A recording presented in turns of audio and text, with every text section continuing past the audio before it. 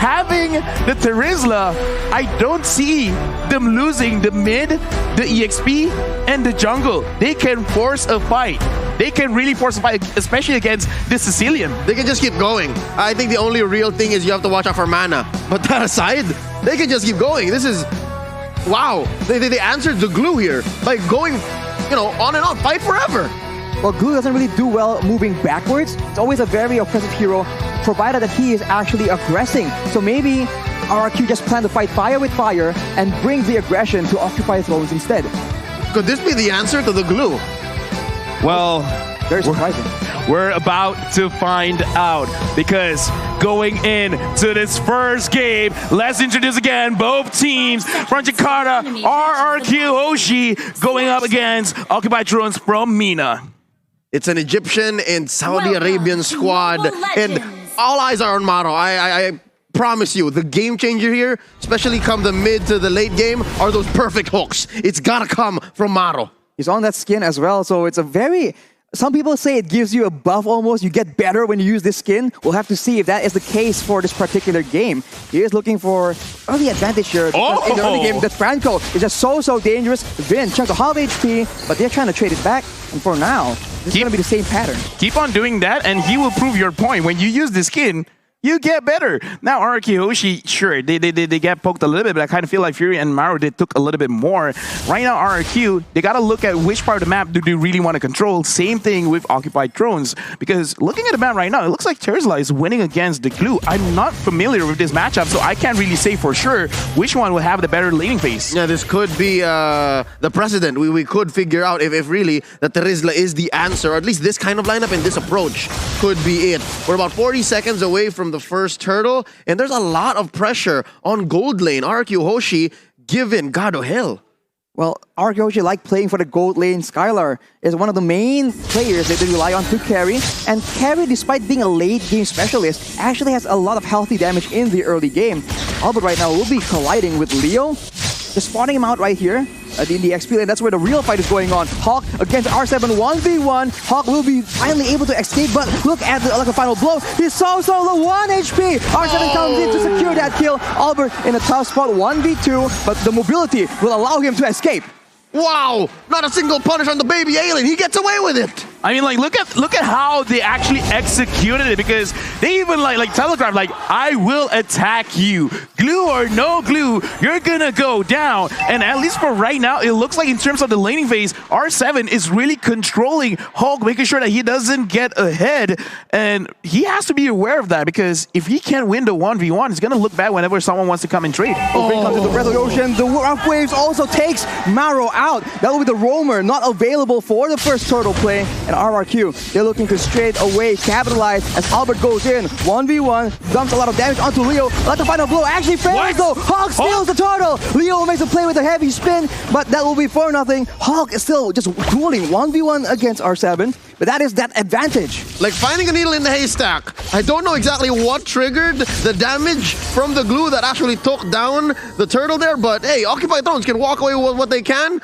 That's a small victory. I kind of think like it might have been the slam, but either way, that we did not see that coming. And right now, Vin catches Maro, but looks like it's not that big of a problem just yet. Oh, the Bloody Hunt being used now. Vin very low, taken out by Fury 77. Leo trying and get some more, and just these small pickoffs, the roamers. It looks like Occupied Thrones, they're not afraid to actually get fights here and there. And RRQ Hoshi, they're reading, and Gado almost got 1v1 by Skylar. Skylar feeling very confident up here. And Albert, he's putting so much pressure all across the map. It's like every single time the camera pans, Albert's there.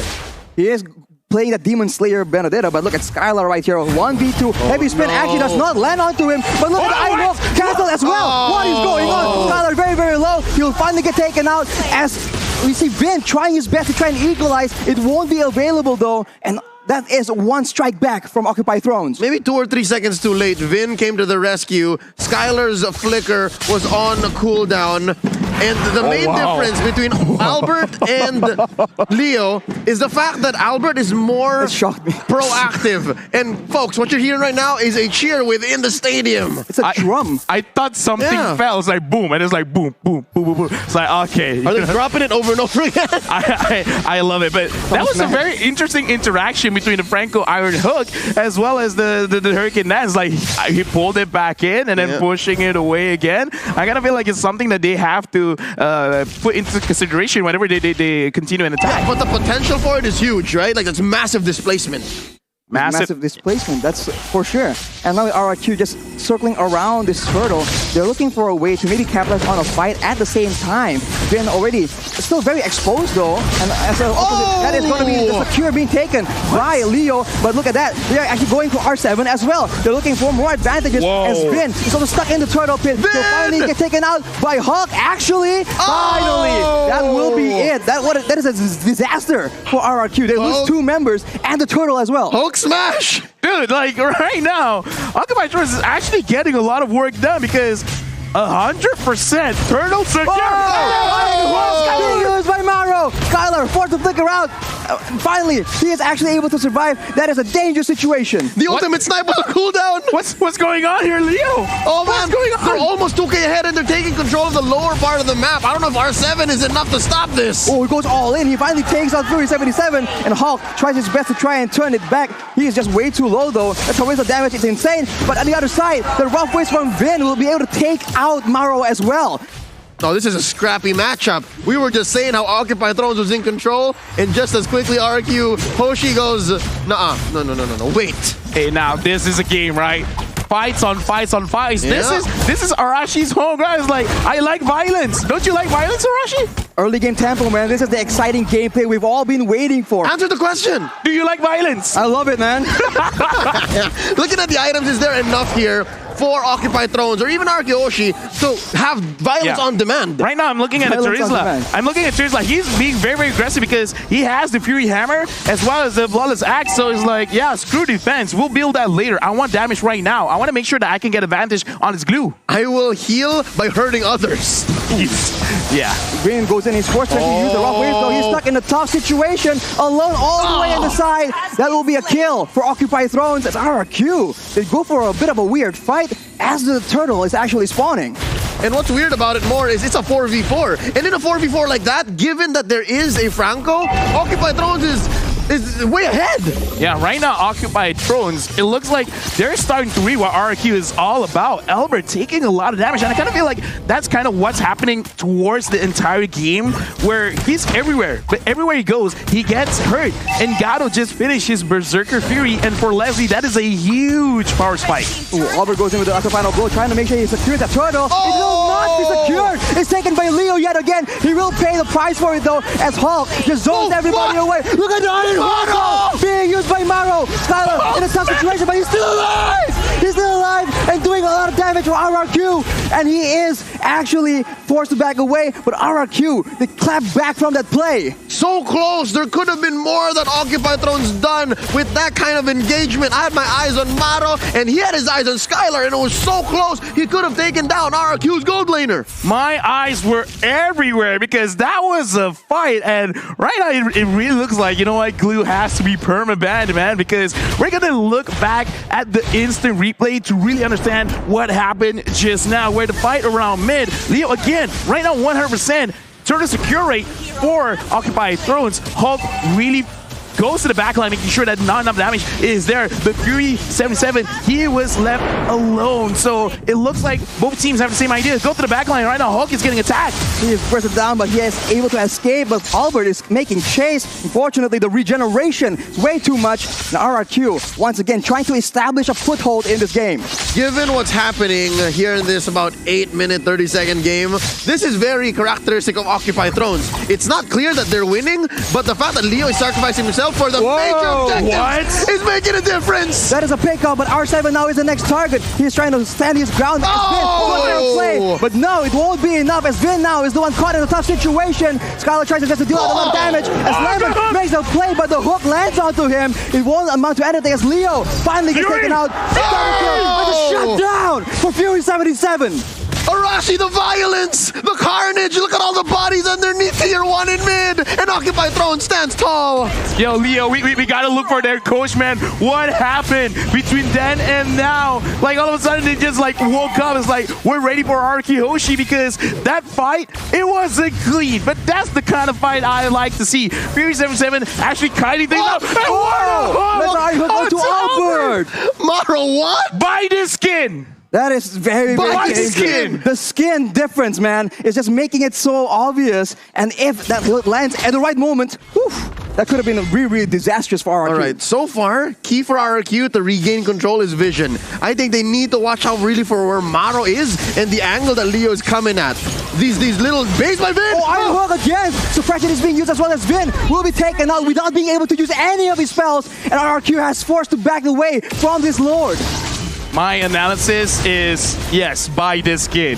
Like, legit, because Maro is doing a lot for the team. Hulk goes on to Albert, and Albert, right now, he's having a tough time to actually get in range to the Lord R7 at the front. And right now, Hulk is doing 1v3. Hulk is zoning everyone away from the Lord. That'll be a shutdown picked up by Skylar, but the Lord is secured by Leo and RRQ. They are powerless to change the outcome. Oh my Look at the Hulk again! What? R7 alone. Fury pops the ultimate as well. And now, you can see Albert goes in to try and help out, do something more as Leo follows up. Vin late to the party yet again. It won't be enough as Leo just taken very, very low. But look at the dawning light. Finally, trading back a kill for RRQ. It's scrappy, it's dirty, but boy, oh boy, does Occupy Thrones appreciate this kind of gameplay. They're 2K ahead. I'd say this Lord was worth it despite the trades. And look at this. I think this is where they need to be. This is where they want to be. They have Gado safe, far away from trouble. Right now, looking at the players' goal, Fury77 as well as Lemon. 1,000 gold difference between both mid laners. So right now, Lemon has to find a way to get a little bit more gold onto his hand so that he has extra damage going on to the side of Occupy. Because again, the Dawning Light secured the kill. Perfect. Amazing. But right now, they need a little bit more DPS because Skylar can deal the damage. But every single time he goes in front, he has to be careful because with Maro hitting all these hooks, that's amazing. Being used by Occupy Thrones, though, looking for an opportunity. Albert goes in to clear the Lord, but look at the side lanes. Leo, already pushing Vin away. He's suppressed as well. That's all the damage. But look at the combo traded back. Maro gets taken out. Both roamers down as Skylar jumps in forward aggressively. Albert as well chunked down. And look at the HP. 1 for Leo. One, Grandma. 1. But look at down bottom. All was worth it because Hulk was pushing away at tier 2. No. Albert, baby alien. No. Baby alien. He's going to be fine. covered by R7. That is a very, very close situation. But Albert makes it out alive.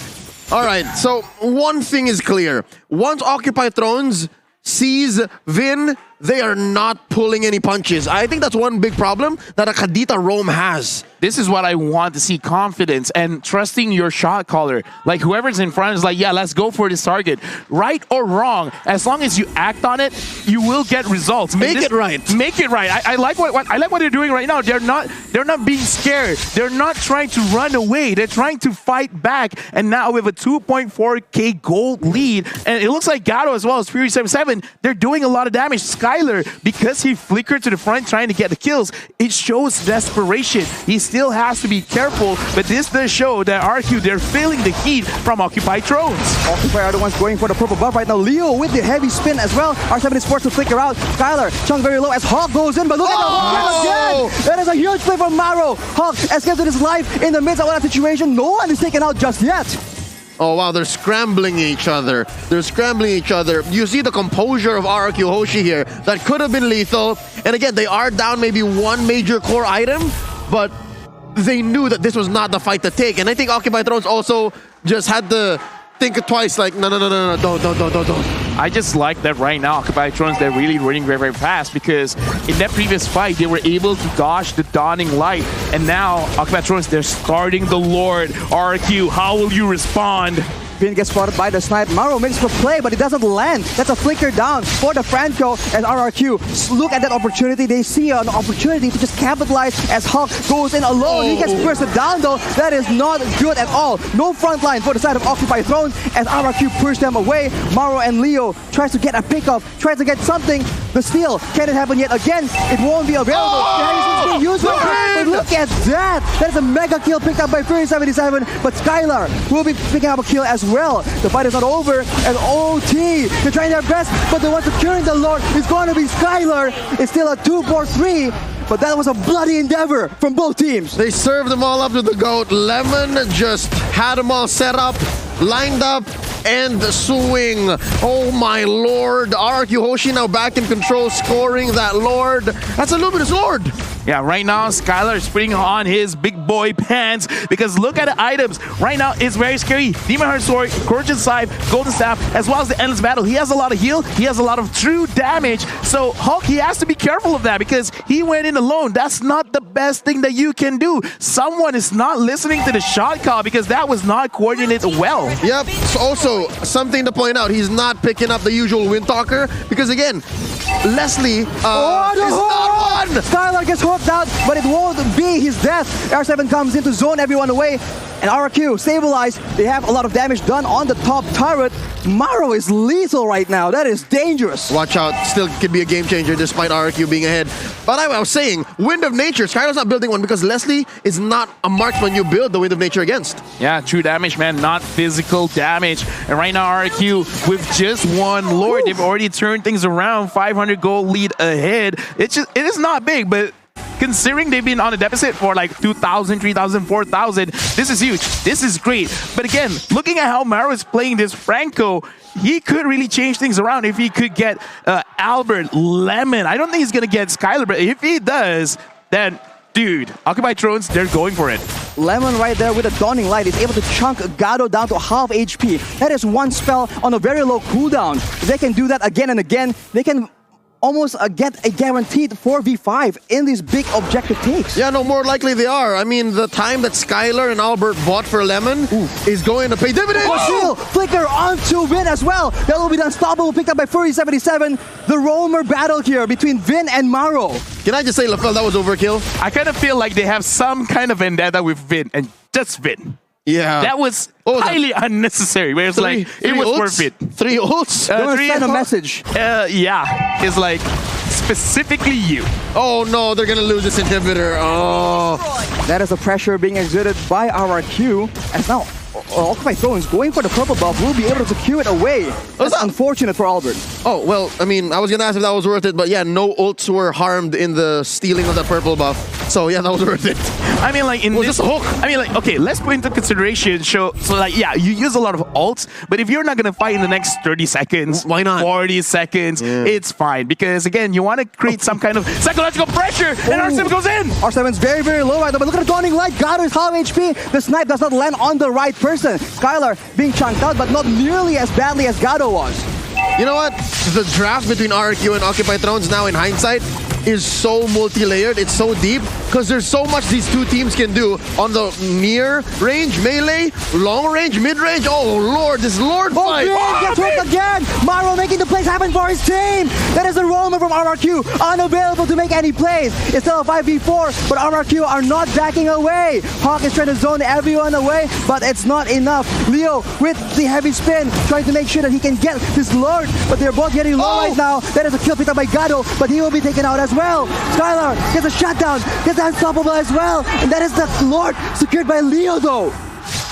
Skylar is doing work, man. I mean, Leo, good job to you, man, securing the Lord, but still, is that gonna be enough? Because in the later stages of the game, it almost doesn't matter if your entire team gets wiped out. It's just 2. But the thing is, the 2 that got hit was the damage dealers. And right now, we're gonna look back at the replay because a lot of things happened. So let's break it down in this instant replay where the fight around the Lord. Look at Leo. He's taking a lot of damage from Skylar, and Skylar is really waiting for everyone to come to the front because he's like, I don't have to force this. Flickers in, goes on Fury, and this is the game changer. Skylar is baiting. Once he sees the bait has been took, he goes in front. He doesn't care. He flickers and he gets the kills. So it's an alley-oop again, like what happened with Lemon earlier on during RRQ's comeback. It's the same story with Skylar. But dare I say, in that moment, in that instant replay, my eyes were on the 6'5" Egyptian, the jungler from Occupy Thrones, Leo. He was on point. I could have sworn he used Retribution earlier in the fight, but he had it and he knew that they needed this.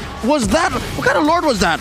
Oh, that was just a... Was it a Evolve Lord? Yeah, Luminous Lord. And look at Ghost Gaming, even he's like very hyped for this game. Of course. Yeah, Ghost is like, let's go. He's a one-man cheering squad. He's up against the whole kingdom of RRQ, but Maro. I don't like here, his odds. All the hopes of Occupy Thrones are on Maro right now. He is the man that they rely on, and along with that, Leo with the retribution, man. It's been so solid so far. So we're about a minute and a half until that next Lord. You think we're gonna get there? You think we're gonna have to wait for this, or is somebody gonna pull the trigger? I kind of feel like we have to, and this is a situation where Occupy Thrones, if they can set it up, then it's gonna be great because Maro's hooks has been so good. So if he can if he can hook someone around the Lord, they're cooked. They could create a very good situation because, in my personal opinion, don't focus on the Lord, focus on the kills, man. All right, so they turn on heroes. It's so dangerous right now because both teams can scout right here. Lemon with the Dawning Light and Gado with the snipes right here. That is exposing everyone and allowing Vin and Maro to attempt that play. But fortunately for Occupy Thrones, the Franco engage is just so much more dynamic. It's so good. Look at Albert. I think this is the one game changer. Leo has to always be with his team to make that play. And again, that's what I'm saying about Albert since about minute 3 or 4.